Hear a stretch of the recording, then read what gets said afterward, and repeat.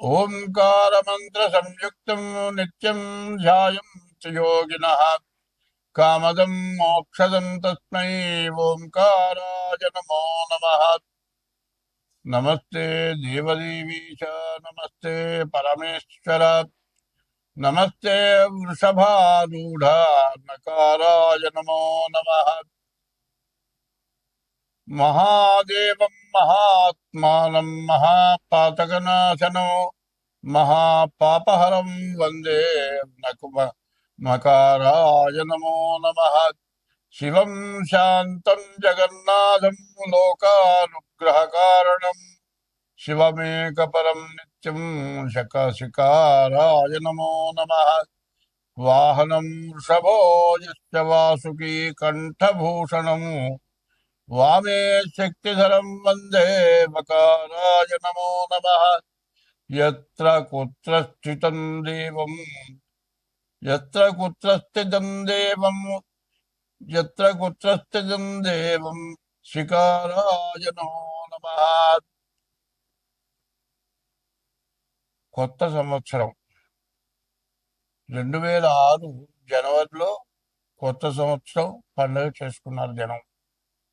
కానీ మన పండగ మాత్రం కాదు, అది ఇంగ్లీష్ వాళ్ళ పండగ. మన కొత్త సంవత్సరం తెలుగు సంవత్సరాది. ఈ తెలుగు సంవత్సరాది మనం చేసుకోవాల్సిన పండగ. ఈ తెలుగు తిరగదిప్పాల్సి వచ్చింది. తెగులు సంవత్సరాది. తెలుగుకి తెగులు పుట్టింది. ఎందుకంటే చదువుకునే పిల్లలు ఇంగ్లీష్లో తప్పితే తెలుగు రాయటం చేత కాదు, తెలుగు చదవటం చేత కాదు. అసలు తెలుగు అంటే, తెలుగు సంవత్సరం అంటే ఎందుకు ఈ పండగ? అసలు తెలుగు సంవత్సరాన్ని పండగ చేసుకోవటం అంటే ఏమిటి? మరి ఎందుకు చేసుకోవాలి? తెలుగు సంవత్సరాది పండగ చేస్తే మనకు వచ్చే ప్రయోజనం ఏమిటి అనేది మనం తెలుసుకోవాలి. మరి ఇంగ్లీష్ సంవత్సరాది అంటే డిసెంబర్ నెల రాత్రి 12 గంటలప్పుడు పండగ చేస్తున్నారు, అర్ధరాత్రి పూట. ఇది మనం ఉదయం సూర్యోదయాలు చేస్తున్నాం. ఇది మనం చేసే పండగ చాంద్రమానం, సూర్య చంద్రులతో కూడుకున్న పండగ. ఇది ఉగాది అంటారు. సంవత్సరాది ఉగాది. మామూలుగా మాట్లాడేది ఉగాది, తెలుగు సంవత్సరాది అంటారు. సంవత్సరం మొదలు సంవత్సరాది. కానీ ఇది యుగాది, యుగాది అంటారు. యుగం ఆది, యుగం మొదటి రోజు. ఇది ఈ యుగాది ఎట్లా ఉంటుంది? ఇప్పుడు మనకు వచ్చే యుగాది ఏమిటా అంటే 2026 సంవత్సరం మార్చి నెల 19వ తారీఖు యుగాది వచ్చింది. యుగ ఆది, యుగానికి ఆది మొదటిది.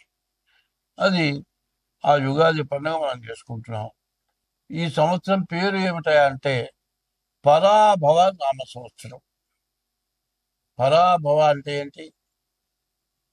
పరుల చేత వంచింపబడటం పరాభవం.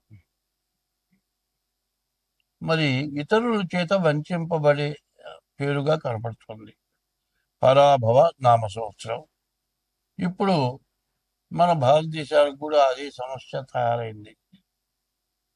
మరి ఈ భారతదేశం ఎటువంటిది? ఈ భారతదేశం ఎట్లాంటిదంటే ఎప్పుడు కూడా దైవాన్ని నమ్ముకున్నటువంటి వ్యక్తులు, దైవం మీద నమ్మకం ఉన్నవాళ్ళు, మంచి మీద నమ్మకం ఉంది. మన నుంచి ప్రతి జీవరాశిని కూడా దైవంతో సమానంగా చూస్తున్నాం. 84 లక్షల రకాల జీవరాశులు ఉన్నాయి. ఈ 84 లక్షల జీవరాశుల్లో కూడా ఆకాశంలో తిరిగేవి 21 లక్షలు. భూమి పైన చెట్లతో సహా 21 లక్షలు. భూమిలో కుప్పల 21 లక్షలు. సముద్రంలో 21 లక్షలు. 21లో 84 లక్షల జీవరాశులు. మన ఈ భారతదేశంలో ఉన్నటువంటి ఈ హిందూ సాంప్రదాయం యొక్క లక్షణం ఏంటంటే ఏ జీవరాశిని కూడా హింసించడం, మన ధర్మం కాదు. హింసకి దూరంగా ఉండటమే మన ధర్మం. మరి హింసకి దూరంగా ఉండటం అనేది శాకాహారం తింటమే జరుగుతుంది. శాకాహారం కూడా ఒక రకంగా హింస. ఎందుకంటే ఒక పండు ఉంది, దాని విత్తనం వేస్తే మొక్క వస్తుంది. మొక్క వచ్చిందంటే జీవం ఉన్నట్టే. మరి మన హిందూ ధర్మంలో పండి రాలిపోయిన ఆకులు తింటే హింసకి దూరంగా ఉన్నట్టు. అటువంటి మనస్తత్వం గల మరి మతం మన హిందూ మతం. ఈ హిందువులు ఈ భారతదేశంలో ఎవరిని హింసించేటువంటి లక్షణాలు లేవు. ఎవరిని ఎందు ద్వేషం లేకుండా ఉంటాం. అందరితో మతం అంటే సమ్మతం, సమ్మతము మతము.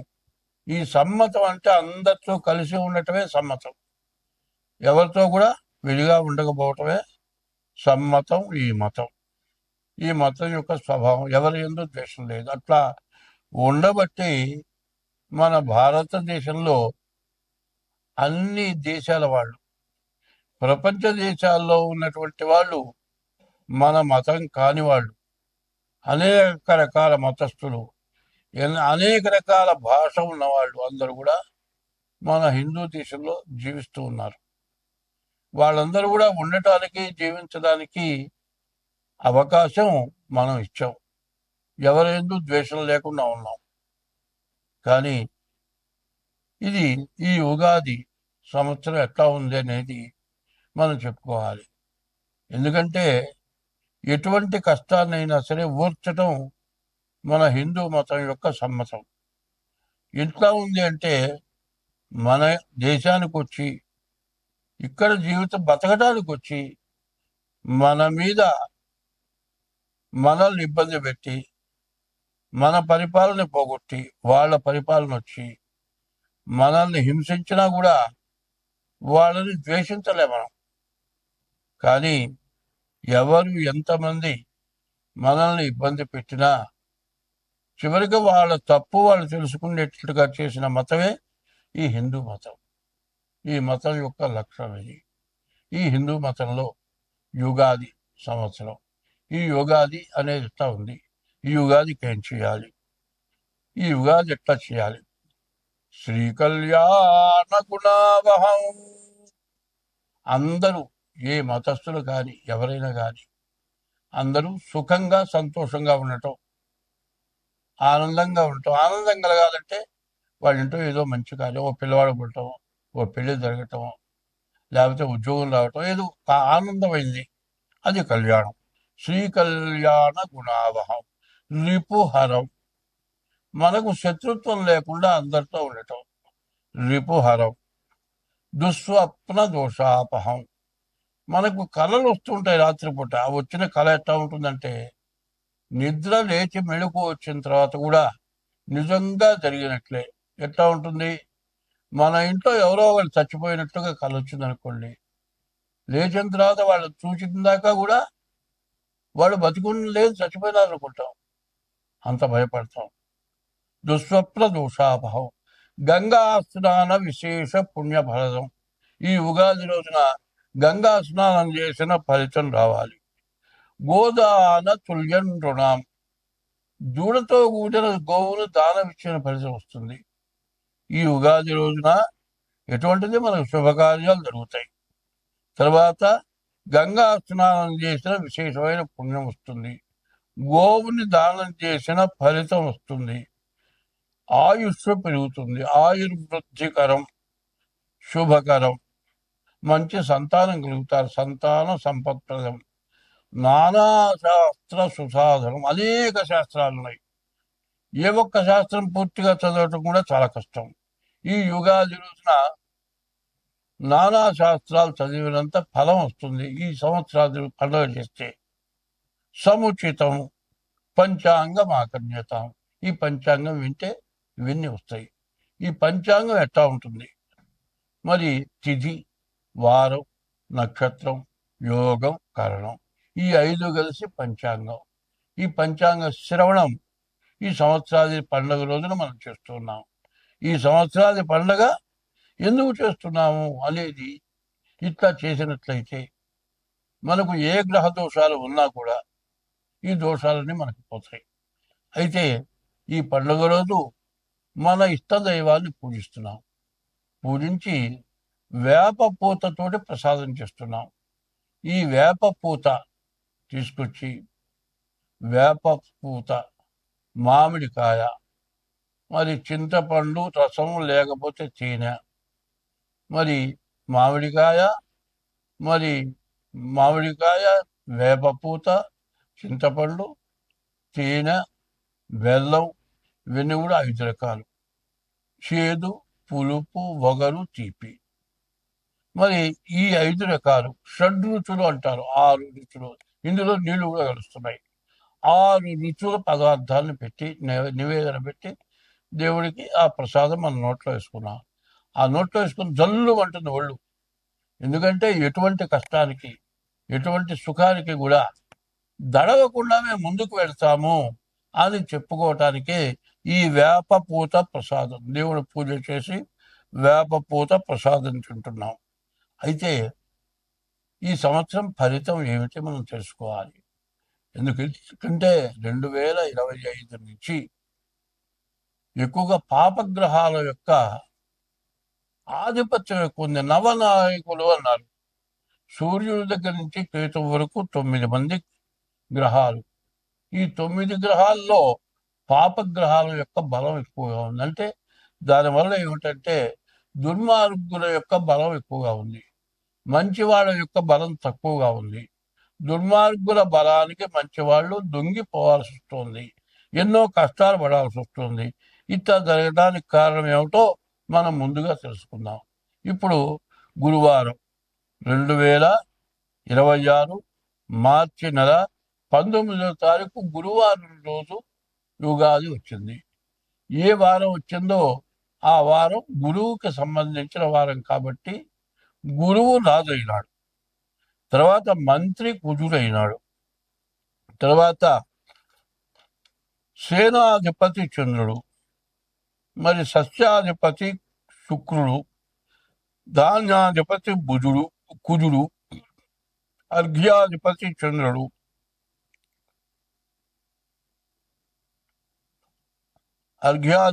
చంద్రుడు, ఇట్లా మేఘాధిపతి చంద్రుడు, రసాధిపతి సూర్యుడు, నీరసాధిపతి శుక్రుడు. ఇట్లా ఈ 9 గ్రహాలు మనకు వచ్చినాయి. ఈ 9 గ్రహాల యొక్క ఆధిపత్యం వచ్చింది. దీనివల్ల మనకు వచ్చే ఫలితం ఏమిటి? గురువు రాజు అవటం చేత, గురువు బ్రాహ్మణ జాతి గ్రహం కాబట్టి ఎవరు ఏం తప్పు చేసినా వాళ్ళ మంచే కోరుతారు. ఇప్పుడు రాజు యొక్క స్వభావం ఏంటంటే చెప్పిన మాట విని దండించడం జరుగుతుంది, అన్ని కళ్ళతో చూడటంలే. కానీ రాజు గురువు అవటం చేత బ్రాహ్మణ జాతి గ్రహం అయిన తర్వాత ఎవరు ఏది చెప్పినా కూడా దాన్ని విచారించి వాళ్ళని మరణ శిక్ష వేసే వాళ్ళని కూడా మరణ శిక్ష వేయకుండా వాళ్ళ తప్పేదో తెలియచేసి వాళ్ళని బాగా చూడటం, ప్రపంచాన్ని చక్కగా పరిపాలించటం రాజు అయినటువంటి గురువు యొక్క లక్షణం. ఈ సంవత్సరం రాజు గురువైనాడు. ప్రజలంతా కూడా సుభిక్షంగా, ఆనందంగా, సుఖంగా, సంతోషంగా బతకటానికి మంచి అవకాశం ఒకటి కనపడుతుంది. అయితే కష్టాలు ఎన్నైనా రావచ్చు. అన్ని కష్టాలను కూడా తప్పించుకొని రాజు గురువు అవటం చేత మనమంతా కూడా సుఖంగా, సంతోషంగా ఉంటాం. మంత్రి కుజుడు. ఈ కుజుడు రక్త సంబంధమైన వాడు. దీనివల్ల ఈ మంత్రి కుజుడైతే కలహాలు, తగాదాలు, యుద్ధాలు, అగ్ని భయం, దొంగల భయం, వర్షాలు మధ్య మధ్యగా కురుస్తాయి, ధాన్యాదులు అన్ని కూడా ప్రతివి కూడా ధరలు పెరుగుతాయి, లోహాలు కూడా ధరలు పెరుగుతాయి. మరి ప్రతి వస్తువులు కూడా ధరలు పెరగటం ఇదొక పద్ధతి మంత్రి వల్ల వస్తుంది. తర్వాత మూడవ వాళ్ళు ఎవరు? చంద్రుడు. ఈ చంద్రుడికి దాదాపు 3 ఆధిపత్యాలు వచ్చినాయి. ఈ చంద్రుడు కూడా బ్రాహ్మణ గ్రహం. మూడవ వాడు సేనాధిపతి చంద్రుడు. ఈ సేనాధిపతి చంద్రుడు అవటం చేత తెల్లటి ధాన్యాలన్నీ పండుతాయి. తెల్ల విటం అంటే ముందు బియ్యం బాగా పండుతాయి. అయితే బియ్యం బాగా మరి రేటు పెరుగుతుంది. 2026 సంవత్సరం మరి ఈ సంవత్సర ఫలితాలు. రెండవ రాశి ఈ వృషభ రాశి. ఈ వృషభ రాశికి వచ్చేప్పటికల్లా మరి 5 గ్రహాలు బాగున్నాయి. దశమంలో రవి, కుజుడు, బుధుడు, శుక్రుడు, శని, గురువు, మొత్తం చెప్పాలంటే 6 గ్రహాలు బాగున్నాయి. 2 గ్రహాలు బాగాలేవు ఈ రాశి వాళ్ళకి. అయితే కాల సర్పదోషం ఒకటి బాగా ఎక్కువగా ఉంది. శని ఏకాదశంలో ఉన్నాడు. ఈ వృషభ రాశి వాళ్ళకి ఇంకా సంవత్సరంన్నర పాటు ఎటువంటి పరిస్థితుల్లో ఎదురు లేదు. కానీ నేను చెప్పబోయేది ఏంటంటే ఈ రాశి కరెక్ట్ అవునా కాదో చూసుకోవాలి. ఎట్లా చూసుకోవాలంటే మరి మరి కృత్తిక నక్షత్రం 2, 3, 4 పాదాలు, రోహిణి నక్షత్రం 4 పాదాలు, మృగశిర నక్షత్రం 1, 2 పాదాలు. ఇవి మీరు పుట్టిన తారీఖు, నెల, సంవత్సరం దాన్ని బట్టి మీ జాతక రీత్యా ఇది గోచారం అవుతుంది. గోచారం 25 వంతులే. పుట్టిన సమయాన్ని బట్టి లగ్నం వస్తుంది. అది సూర్య లగ్నం. మరి గ్రహచారం అంటారు. ఈ 2 రకాలుగా కూడా జాతకం చూపించుకోవడం చాలా మంచిది. ఇట్లా చూపించుకొని మీరు తగిన శాంతి చేసుకోండి. వ్యాపారం బాగుంటుంది. ఇళ్ళు, ఆస్తులు, పొలాలు కొనుక్కోవడానికి అవకాశం ఉంది. పెళ్లి కాని వాళ్ళకి పెళ్ళి అవటానికి బాగా అవకాశం ఉంది. మరి వాహనాలు అంటే 2 వీలర్లు కానీ 4 వీలర్స్ కానీ ఇట్లాంటివి కొనుక్కోవాలనుకునే వాళ్ళకి కొనుక్కోవడం జరుగుతుంది. పెళ్లి కావాల్సిన వాళ్ళకి పెళ్ళి అవుతుంది. అన్ని రకాలుగా ఈ వృషభ రాశి వాళ్ళకి చాలా బాగుంది. కానీ మీరు పుట్టిన టైంను బట్టి ఇంకేమైనా తేడా ఉందేమో డేట్ ఆఫ్ బర్త్ ద్వారా జాతకం చూపించుకోండి. మీకు అన్ని విధాలా బాగుంటుంది. స్వస్తి.